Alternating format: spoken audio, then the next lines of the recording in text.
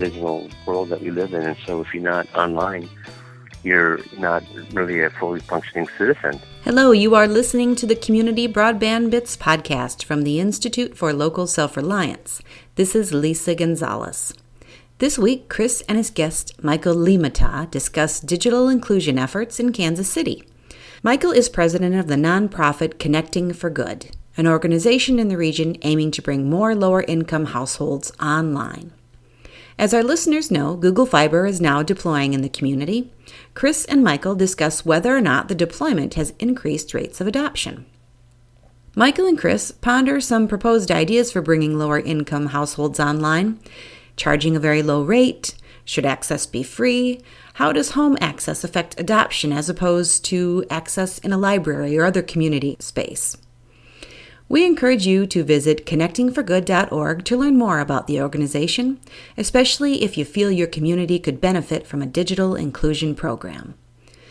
We bring you the Community Broadband Bits podcast advertisement-free each week. Please consider contributing to help us continue carrying on this valuable service. It's easy. Visit ilsr.org and click on the orange donate button. Here are Chris and Michael. Welcome to another edition of the Community Broadband Bits podcast. I'm Chris Mitchell, and today I'm speaking with Michael Limata, the president of a nonprofit organization, Connecting for Good. Welcome to the show. Thank you very much. Michael, I'm really excited to have you on the show because I know you've been doing excellent work in Kansas City.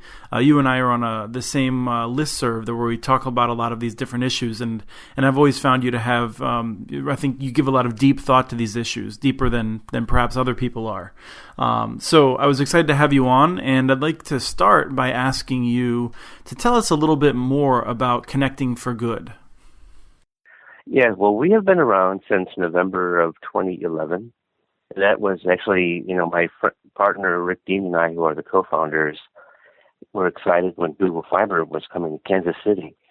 We really thought, it would be a great opportunity to reach out to people who have, not been connected up to this point. We had worked together on some projects because Rick had an IT company called NPO Tech Support, and I have done a lot of consulting with nonprofits. I'm actually currently the academic dean of City Vision College, an online school I started in 1998, and I've been involved with working with the homeless and alcoholics and drug addicts for over 30 years. So I'm kind of aware of the empowering, nature of accessible technology. So, and Rick, on the other hand, it was an installer for One Economy in Kansas City when they were active here. He brought Wi-Fi to about 16 housing projects, so he's about that end of things. Can you tell us a little bit about Kansas City? And is is Kansas City just a typical urban area that has populations that aren't really served under the current situation, or is there something unique about Kansas City aside from Google Fiber? Yeah, well, I think Kansas City itself has got a long history of racism and intentional redlining, and as a result, the city is almost split down the middle between majority white, majority black neighborhoods. And so everything east of Truce in Kansas City, Missouri is like 90% black. And, we know that all of the studies of this area showed that, there are neighborhoods east of Truce that have fewer than 20% of the people within home internet connections. In the Kansas City, Missouri School District, we know that 70% of the kids don't have internet at home. So there's a huge, disparities between what people can do economically, academically, and so we really felt like, this was the time and this was an opportunity to seize a chance to go out and say, let's get these people connected. So we actually formed our board and incorporated in 2011, and our first project was something called Rosedale Ridge, which is a 168 unit Section 8 property in Kansas City, Kansas. And we, of course, hope that Google Fiber would allow us to use their their bandwidth, but it turns out, at least at the time, the fiber to the home didn't allow multiple users. So we, at that point, got hooked up with Isaac Wilder and the Free Network Foundation and learned how to do backhaul through the microwave dishes. So we kind of became our own nonprofit ISP, and today we still supply about 500 low-income households with free internet. The other side of our project is that we are a computer reuser. We try to rescue usable computers from the scrap dealers and refurbish them and offer them to low-income families for $75. And then we have a training component where we're involved with, teaching people how to use the internet, how to use computer basics. And a 3-hour class is required before you can buy a computer for $75. To kind of take home a computer that's useful, we've hooked up with everyoneon.org and Mobile Beacon to actually allow them to buy a $45 router that will allow them to get 4G internet for $10 a month. No contracts, no credit checks. And we actually accept cash for people who, don't have bank cards or credit cards. Well, that's an important point. I'm glad you raised that, and actually, your solution at $10 a month, it's worth noting, is far superior to the Comcast solution of Internet Essentials, because your solution would allow people to use multiple devices. So if kids in the school district got a device from the school district, you could have multiple people in the household connecting, whereas Comcast Internet Essentials only allows one device to use the internet at a time. Right, and I think the other side of the Kansas City, Missouri School District is that 40% of the kids will move during the school year. So even Google Fiber, which is, to a particular residence, doesn't help them much when they're not there at the end of the school year. So it's a device that is, you can take with you wherever you go. And it's kind of the equivalent of a pay-as-you-go cell phone. So if you give us the $10 this month, you have the service. If you don't pay it next month, you don't have the service. But if you come back again sometime during the month, we'll turn it back on. So it's in 30 days increments. Right, and I want to point out that just for our listeners, we normally talk about municipal networks and things that are related. And one of the reasons I wanted to talk to you is because you're working on these kinds of solutions that I think can inform what people are doing with municipal networks. And one of the things that you said earlier that I want to come back to briefly is that you had hoped that you'd be able to get connections from Google and then share them. So maybe get 1 or 2 connections from Google and then share it over multiple households, something that the cable companies and the telephone companies don't let us do. And Google decided not to let us do that. And I think many municipalities don't allow people to do that either. So I just want to put it out there as something that you saw a solution there. And it's something that we don't really see ISPs in general allowing people to do.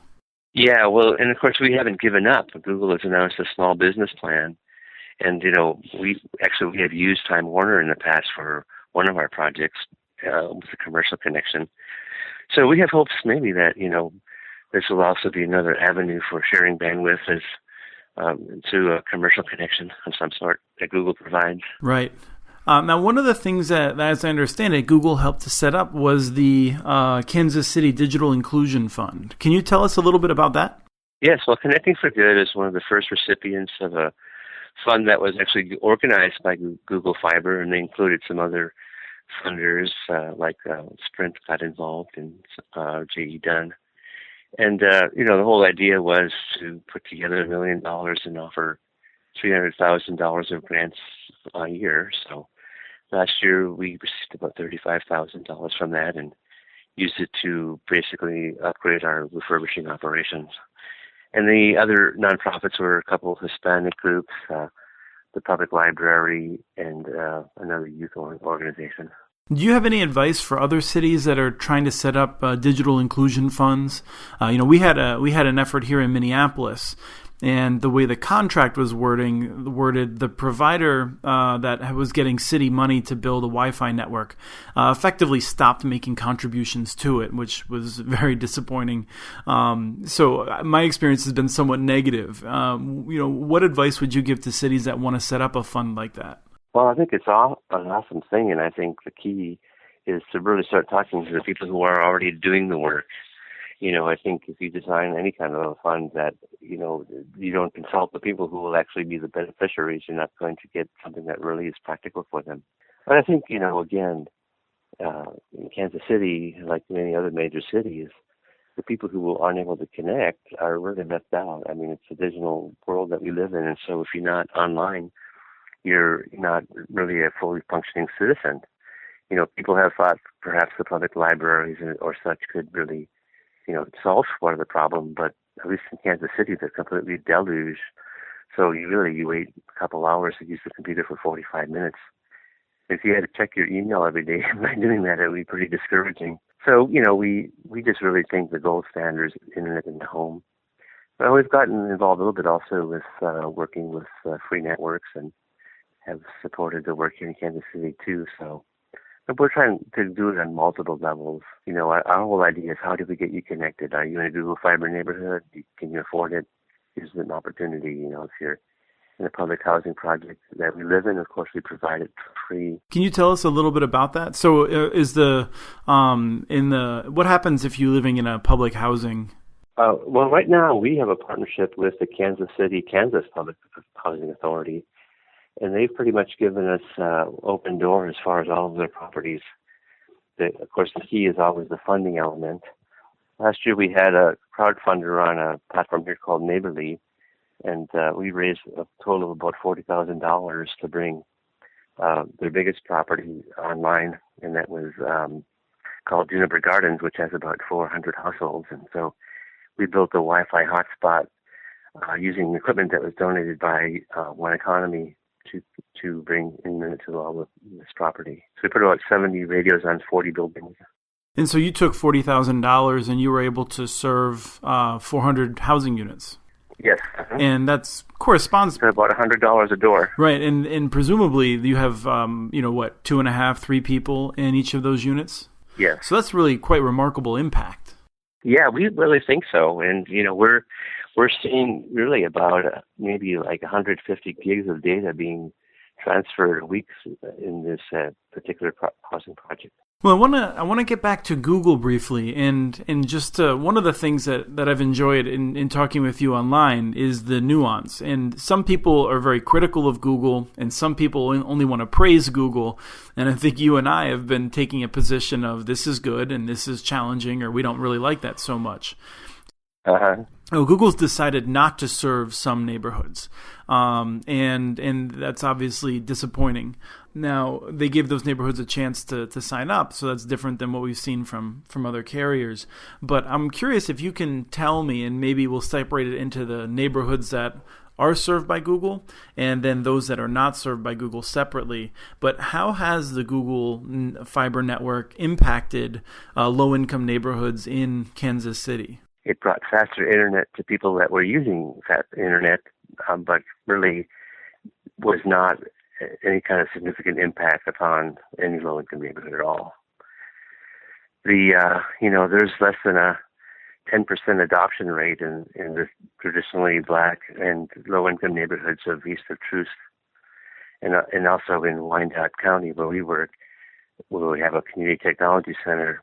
And that just follows pretty much the pattern of all of those neighborhoods that, like 1 in 5 people has an internet connection. And so those who had it thought, well, Google was a great deal. Those who weren't already online first didn't understand it. Have had the money to do it. Didn't happen. What is the barrier for people who are not online where it's available? Well, I think there's a lot of barriers. First off, of course, the cost of equipment, which is something we're trying to address through refurbished computers, the cost of a subscription. There was a lot of problems around renters that, unless the landlord initially paid $300, you weren't going to, for your unit and every unit in your building, you weren't going to get Google Fiber. So I understand now they've changed that policy, and we'll see what the impact of that is. But ultimately, too, it's just the fact that people don't understand the internet. They're intimidated by it. They don't see its relevance in their lives. Plus the cost, plus not owning a device. So there's a lot of on-the-ground issues that a lot of the few research studies have indicated. I guess the hopeful part for us, though, is that, we've trained like 2,000 people in our, what we call our free digital life skills class this year already. And our profile is pretty much 80% black, because that's the neighborhoods that we're in, but also 75%, $20,000 a year income or less, 2/3 women, and of the women, most of them are 50 and older and have a child under 18 living in their home. So in some ways, we're kind of in this mode of empowering older Black women through the internet, and they're taking computers from us home and connectivity home to where they have children in their care. Now, I think one of the benefits that you had identified in a previous discussion was that Google coming in has cast more light on the issue and really helped to galvanize a better conversation about the need of many in Kansas City for better options than they currently have. Yes, I would say if that is the biggest impact of Google Fiber on low-income neighborhoods. So very simply that they did a digital inclusion or digital divide study, and it just sort of like made people aware of, hey, wow, there's a huge percentage of our people that aren't online and aren't using the internet. So it really created, quite a thrust among ourselves, the public library, and other nonprofits to figure out, what are we going to do about this now?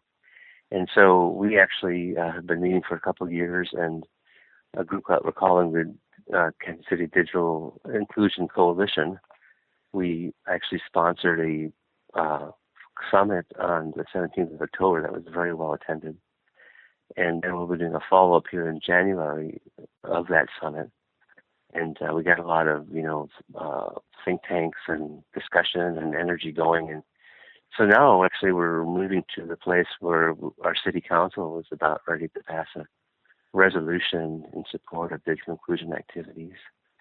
And we're actually moving toward the city opening up more of its facilities.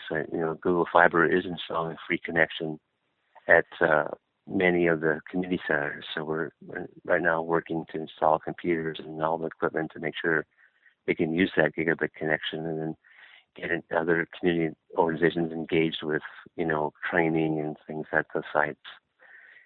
So we're really excited for that part. I guess it's a problem that's been around for years, but they're actually coming to Kansas City, sort of put the spotlight on it.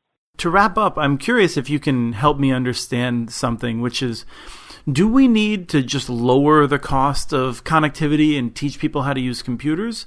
Or do we need to find a way of making sure there's a free connection available at every address in a given city? Well, I think that there's an element of expecting people to pay for something, because what they've actually invested in, I believe they value more.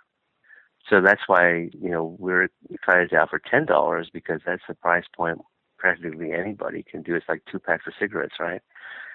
To get internet for a month. And with our computers for $75, we actually let people actually make payments layaway before they purchase it.